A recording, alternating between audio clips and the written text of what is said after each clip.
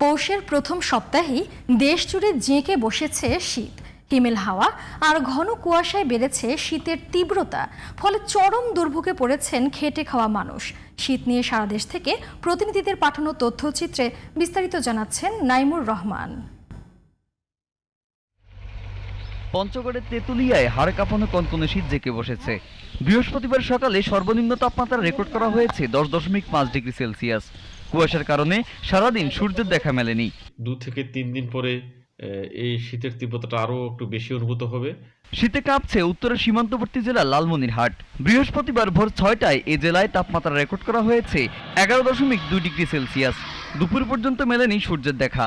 এমন তীব্র শীতের কনকনে ঠান্ডায় বিপর্যস্ত হয়ে পড়েছে জনজীবন। পৌষের শীতে দুর্ভোগ বেড়েছে গাইবান্ধায়। ঠান্ডা বাতাস আর রাতভর কুয়াশায় দুর্ভোগে পড়েছেন খেটে খাওয়া মানুষ। মহাসড়ক সহ বিভিন্ন সড়কে দিনের বেলা হেডলাইট জ্বালিয়ে চলছে যানবাহন।